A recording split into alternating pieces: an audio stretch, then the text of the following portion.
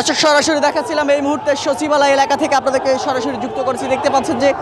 ইশরাক হোসেনকে ঢাকা দক্ষিণ সিটি কর্পোরেশনের মেয়র ঘোষণার পর শপথের দাবিতে ইশরাক হোসেনের সমর্থকরা তারা কিন্তু এই মুহূর্তে সচিবালয় অভিমুখে একটি লং মার্চের ঘোষণা দিয়েছিল এবং তারা লং মার্চের পরবর্তীতে ঢাকা নগর ভবন থেকে দক্ষিণ সিটি কর্পোরেশনের নগর ভবন থেকে তারা সচিবালয়ের দিকে লং মার্চ নিয়ে আসে এবং এই মুহূর্তে দেখতে পাচ্ছেন যে আইন শৃঙ্খলা রক্ষাকারী বাহিনী, পুলিশ এবং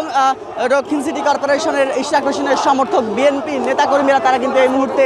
মিছিল নিয়ে এসেছেন এবং এই মুহূর্তে আইন শৃঙ্খলা রক্ষাকারী বাহিনীর সদস্যদের সঙ্গে তারা কিন্তু এই মুহূর্তে মুখোমুখি অবস্থায় রয়েছে এবং দেখতে পাচ্ছেন যে কিছুক্ষণ আগেই তারা এই জায়গায় ব্যারিকেড টপকিয়ে আসার চেষ্টা করছেন এবং ব্যারিকেড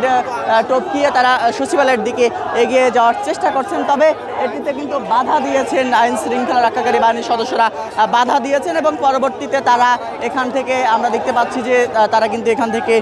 অনেকে সরিয়ে যাচ্ছেন, তেমনটি কিন্তু দেখতে পাচ্ছেন। সরাসরি দেখাচ্ছিলাম ইশরাক হোসেনকে ঢাকা দক্ষিণ সিটি কর্পোরেশনের মেয়র ঘোষণার পর, আদালত থেকে মেয়র ঘোষণার পর শপথের দাবিতে কিন্তু তারা এই জায়গায়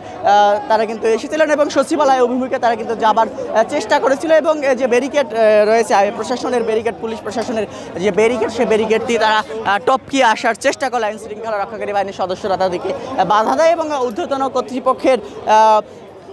অনুমতিতেই পরবর্তীতে তারা